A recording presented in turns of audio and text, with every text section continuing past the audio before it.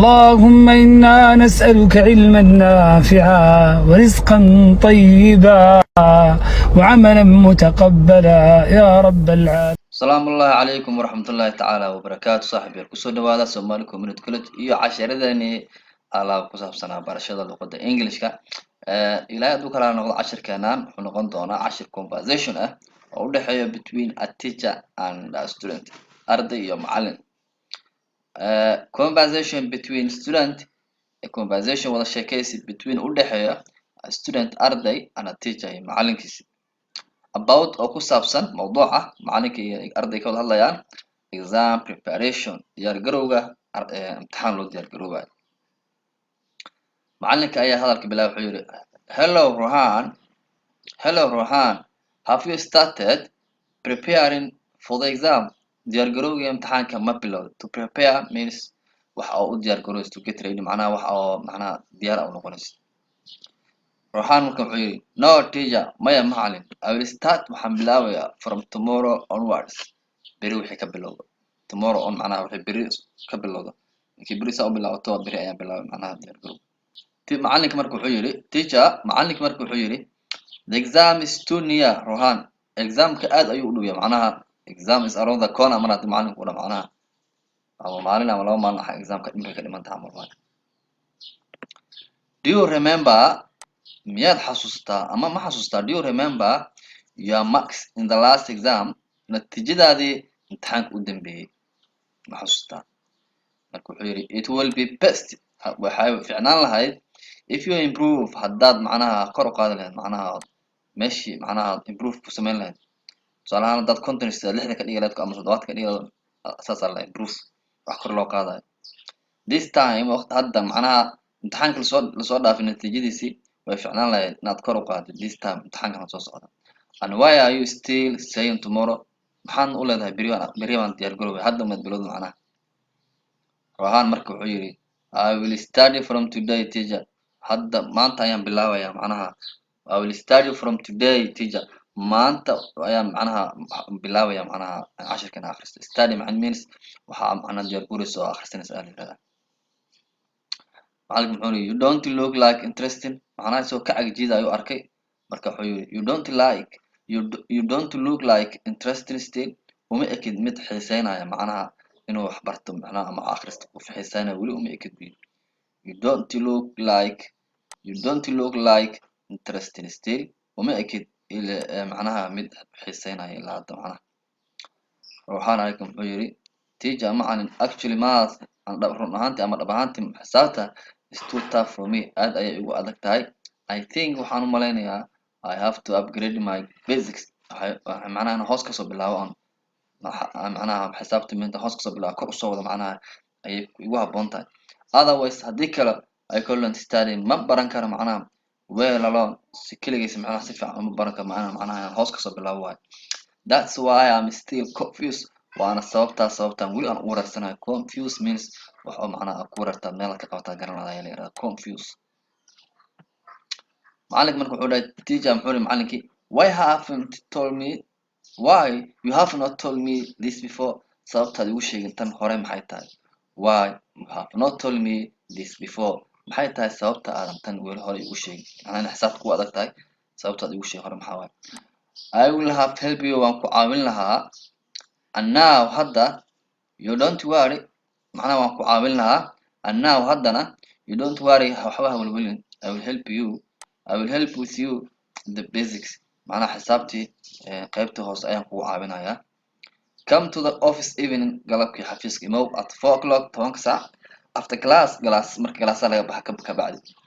and tell your friends una sheeg saaxiibaha also sidoo kale that I am going to take a class for math inaan macnaha xisaab aan bilaabi doono class xisaab 10 saac marka ardayda class ka baxana class bilaabi doono saaxiibaha u sheeg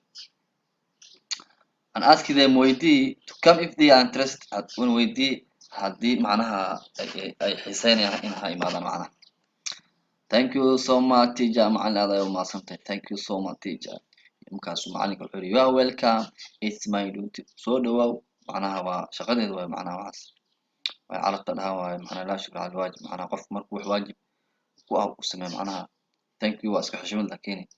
abaal maaha conversation between student and conversation kana cashir kale labaad waayo gaaban waa conversation wada sheekaysi between u dhexeeya student macallin student sorry arday and teacher iyo macallinkiisi about kuna saabsan not doing homework oo shaqo guriyeedka oo lasoo sameynin macallinka ayaa adag bilaabay wuxuu yidhi with hunger macallinku xanaaqsan with hunger macnaha brocket macnaha ku jirto xaaladda macallinka ay ku sugan tahay ay ka hadlaysaa why have not completed your homework macallin subaxii hore buugta soo ururiyaa markii cashirka la bilaabay macallinku sii saxa marka salaada hore la geenaa homework macallinku sii saxay markii xiisada la bilaabay loo qaybay ardayda marka muxuu arkay ku mid aan qorin shaqadii guriga aan soo sameynin mid hunger usii xanaaqsan kaas wuxuu yidhi why you have not completed your homework maxaa waay sababta aad u dhammaystiran shaqo guriyeedkaagii student teacher macallin I have critical ama I have serious critical and serious waa the same macnaha madax xanuun headache critical and serious headache madax xanuun oo macnaha serious ah ayuu dhahay madaxa aad uga xanuunsaday yesterday shalay after I left home markaan guriga ka tagay from school macnaha markaan iskuulka tagay guriga aaday macnaha madaxa ayaa aad iga xanuunay walaahi after I left home from school marka madaxa ay xanuunay oo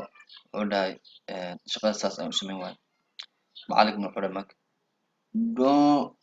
don't lie to me do not lie to me ha ii been sheegin macnaha been ha ii sheegin do not lie to me been ha ii sheegin ardayga wuxuu yidhi no teacher may macallin I'm not lying been ma sheegayo makuu been sheegayo macnaha macallinka wuxuu yidhi may I contact your parents waalidkaaga mala xiriiraa and tell them about this mana u sheega arrintan macnaha that you have not completed the work macnaha inaad shaqo guriyeedka inaad soo dhamaystirin ma u sheegaa udha arrintan ardayga wuxuu yidhi no teacher may macallin student speaking with low sound macallinka ardayga ayaa hoos u hadlay cabsanayo wuxuu yidhi no teacher macnaha hoos u hadla macnaha student speak with low sound macnaha cod hoos ayuu ku hadlay please don't say to my parent fadlan ha u sheegin macnaha waalidka ha u sheegin please don't say to my parent macnaha waalidka arrinta ha u sheegin teacher macallinka wuxuu yidhi then haddaba when will you do the homework properly goormaad si sax usoo qori doontaa oo soo dhammaystiri doontaa shaqadan ardayga wuxuu yidhi teacher from now onwards hadda wixii laga bilowdo I will finish waan dhammaynayaa I will finish it waan dhammaynayaa without any abstract macnaha without any delay macnaha ama wax oo macnaha wax iga hor istaaga malaha macnaha iyadaan hore ka galaa shaqadaas abstract shaqadan hore ayaan ka galaya macnaha wax oo macnaha iga faragelinaya ma jirta iyadaan toos u galaya macallinka marka wuxuu yidhi if you have any difficulties haddaad haysato haddii macnaha kusoo food saaraan shaqada inta sameynaysa wax adag regarding homework oo ku saabsan shaqadaas ask me weydii I will clarify waan ku caddaynayaa yaa doubt meesha ka shakiso hadday jiraan su-aalaha ka shakisay macnaha iisoo sheeg waan ku kala caddaynayaa ardayga wuxuu yidhi marka okay teacher haye macallin I will ask my doubts meelihi aad ka shakisa oo doubt aad ka qabto ayaan kuu soo sheegayaa from now hadda ka bilowda macallinka wuxuu yidhi and do not repeat this mar dambana ha ku noqonin tan is it clear ma maqashaa macnaha ku kala cadda macnaha is it clear macnaha qof adigu ma maqasha camal waa macnaha and do not repeat this mar damba ha ku noqonin ama ha ku celinin tan is it clear ku kala cadda macnaha ma maqashaa yes teacher macallin waa maqnaa waan maqlaa I will not repeat this mar damba uma noqonayo tan waxaan rajeynayaa inaad intaas ka bogateen aad ayaan in salaamiya channelkan subscribe hala saar cashirkan asxaabta loo sheegarayo asalaamu calaykum waraxmatullahi tacaala wabarakaatu